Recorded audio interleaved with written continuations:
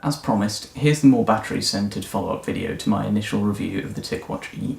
When buying a new smartphone, smartwatch, or in fact any modern portable device, battery life is certainly one of the most important statistics for me, and judging by the response on the previous video, it's one of the most important statistics to you as well. In today's world of 4000 mAh mobile phone batteries, the Ticwatch E's 300 mAh battery certainly seems small comparatively. A lot of the reviews on Amazon, and in fact other forums too, cite bad battery life on this watch that barely adds up to a day. I thought over the next 10 days I would put this to the test and see what I could come up with myself. So how does the battery perform? I have my watch set up exactly the way I want, as a notification viewer, a step counter, and would you believe it, a watch. As far as I'm concerned, I haven't actually had to make any sacrifices in terms of the features that I have enabled in order to get what I want out of the watch. In terms of the settings that I have applied on my watch, I have my brightness set to 3 of the 5 available steps. My Wi-Fi on the watch is disabled, aside from when the watch is charging, allowing it to better install updates when it's not near my phone. But that having been said, I've actually found Bluetooth connectivity on the watch to be fantastic. Even when I'm downstairs, I don't find the watch disconnecting from my phone even remotely. I have my display set to always be on. Initially I was using the tilt gesture in order to wake up the watch from standby, but I thought it was a little bit slow for my liking really, and when I want to find out the time I obviously want to do so immediately without having to wait for a second or so for the display to wake up. Speaking of gestures, however, I do actually have the little flick gestures turned on because I do find being able to dismiss notifications without having to tap the screen quite useful.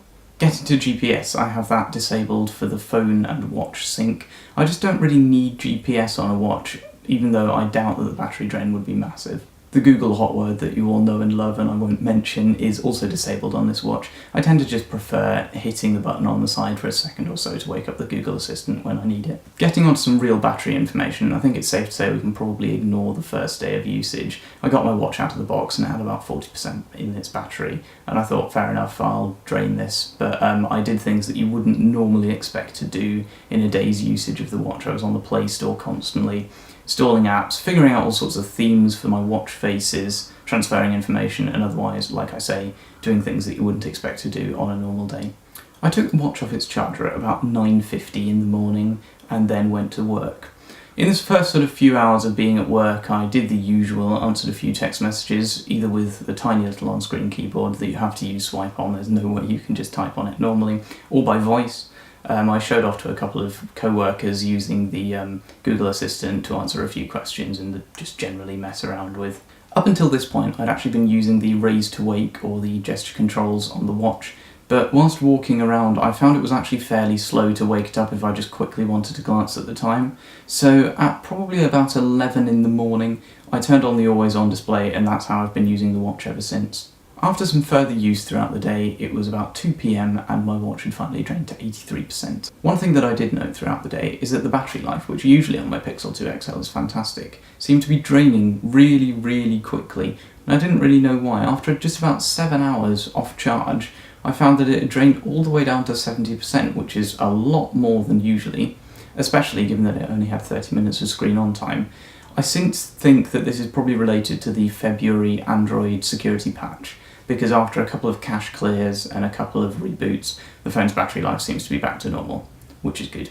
At about 4:30 in the afternoon, I looked at my watch's battery again and it had drained to about 70%, which, to be perfectly honest, after responding to a good few more text messages, again using the Google Assistant or the tiny keyboard, I think that's really not bad for a watch. And then finally, by the time I got home at about 9 o'clock in the evening, the watch's battery had finally drained to 50%, which for a first day of proper use I really don't think is bad. Once I'd arrived home, I continued using the watch, just sort of trying out some new things, changed my theme a couple of times to try and find one that I really liked. As a side note actually, I'm using the 5-pack of Hyperflow watch faces, which I found to be really good, not only just for a lack of battery drain, but also they just look really nice. It was about 11:20 in the evening that I finally called it a day. I looked at my watch's battery again and it had drained a further 10%, all the way down to 40. In order to prevent my battery from draining too much overnight, I set the watch down on my desk. I don't really like sleeping with a watch on. I set the display to the cinema mode, which actually disables it completely and then requires a button press in order to wake it up again. The other thing I did was set it to do not disturb, obviously, just so it doesn't wake me up in the middle of the night. One thing I did do, however, was keep it connected to my phone largely just because I forgot to disconnect it. I completely forgot that it was even dependent on my phone, but that's what I did overnight. At 9:30 the next morning, I looked at my watch and somewhat disappointingly, it had actually drained all the way down from 40% to 90%, which, given that the watch had just been lying there for about 10 hours, is a little bit disappointing. I decided rather than fully charging the watch, I would drain it completely flat, so I put on the watch again and just used it up until about 12:45, at which point the watch had died.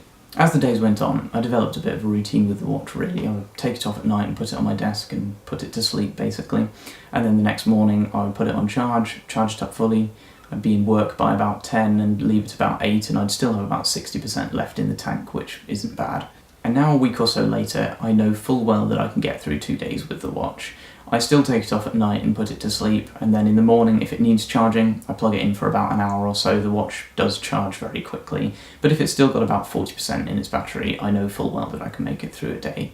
I can only assume that the people complaining about poor battery life on both Amazon and the other forums that I've looked at have just either received completely defective models, or they haven't done what Mobvoi advise, which is to recharge the watch fully, and then let it drain all the way down until the watch dies 3 times. Basically, that's just in order to calibrate the battery, which I would suggest doing with almost any modern battery, just to get the best battery life out of it, to be honest. With all that said and done, that is pretty much everything I have to say on the watch. To be perfectly honest, 2 days battery life is more than enough for me. I would have been happy with a day even, to be honest, but knowing that I can get through 2 full days without having to plug the watch in is fantastic. So with that said, I think that is everything. I will leave an Instagram link at the end of the video, just in case you want to have a look at what I actually get up to. But other than that, yeah, that is everything.